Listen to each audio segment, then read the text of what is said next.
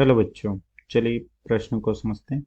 एक सिलेंडर में आदर्श गैस को इतना रुद्धोष्म संपीड़ित किया जाता है कि गैस का आयतन प्रारंभिक आयतन का 1/5 भाग रह जाए। कारण सहित बताइए कि अंतिम दाब प्रारंभिक दाब के 5 गुने से अधिक होगा अथवा कम।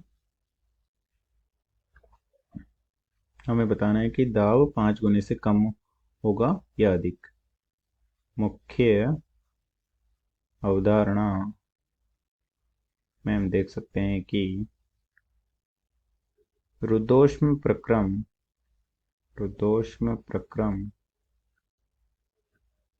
ऐसा ऊष्मागतिकीय प्रक्रम है जब किसी ऊष्मागतिकी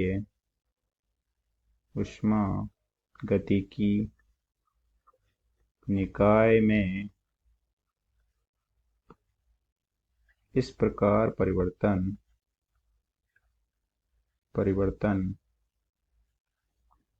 किया जाता है कि निकाय व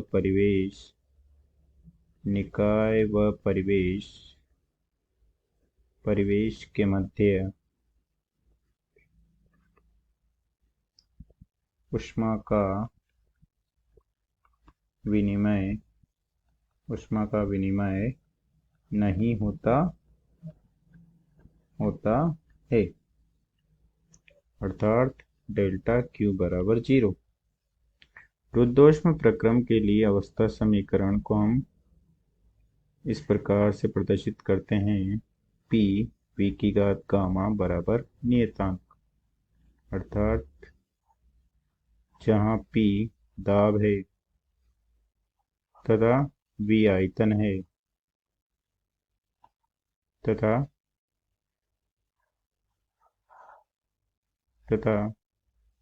गामा Cp बटा Cv है, जहाँ Cp नियत दाब पर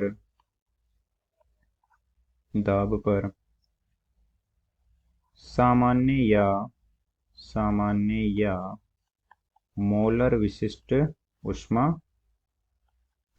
है तथा Cv नियत आयतन पर सामान्य या मोलर विशिष्ट ऊष्मा है। सामान्य के कहने का मतलब है कि यहाँ पर द्रव्यमान एकांक द्रव्यमान के ताप में एकांक परिवर्तन है, अर्थात S बराबर 1/m गुणा डेल्टा Q बटा T है तथा मोलर कहने का मतलब है C बटा मोलर द्रव्यमान लेंगे हम, डेल्टा Q बटा डेल्टा T है। यदि मोलर विशिष्ट ऊष्मा लेंगे, ये मोलर विशिष्ट ऊष्मा है। सामान्य या मोलर विशिष्ट ऊष्मा होता है। यदि मोलर में विशिष्ट ऊष्मा लेंगे तो दोनों नियत दाब और नियत आयतन पर मोलर लेंगे।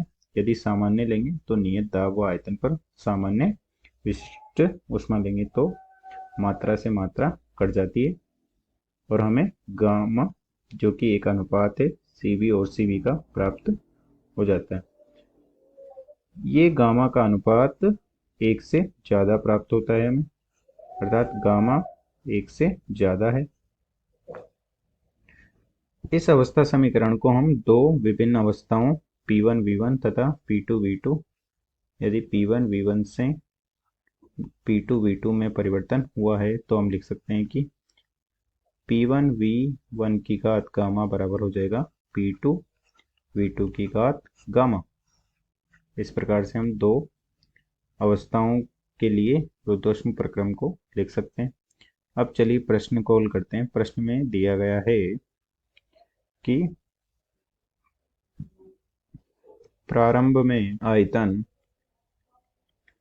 V1 बराबर V था और उसे रुद्धोष्म रूप से संपीड़ित किया गया है, तो बाद में अंतिम अवस्था में लिख सकते हैं। अंतिम अवस्था में आयतन V2 बराबर प्रारंभिक का 5 गुना संपीड़ित कर दिया है। अर्थात V2 बराबर V/5।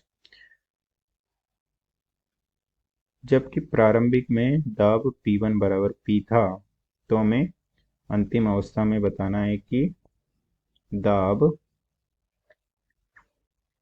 प्रारंभिक अवस्था का 5 गुने से कम है अथवा अधिक है। तो हम रुद्धोष्म प्रक्रम की अवस्था समीकरण में मान रख देंगे।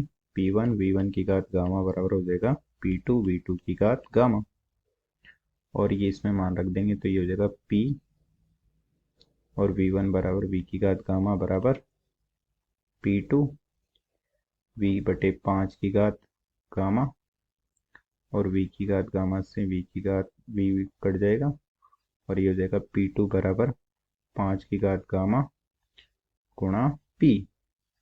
चूंकि गामा का मान 1 से ज़्यादा है, तो 5 की घात गामा भी 5 से ज़्यादा होगी। तो हम लिख सकते हैं कि P2 बराबर होगा प्रारंभिक दाब के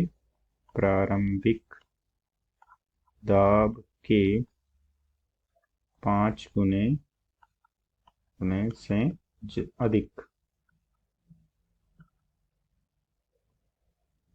अतः दिए गए प्रश्न का सही उत्तर है अंतिम दाब प्रारंभिक दाब के 5 गुने से अधिक होगा। आशा करते हैं आपको समझ में आया होगा। धन्यवाद।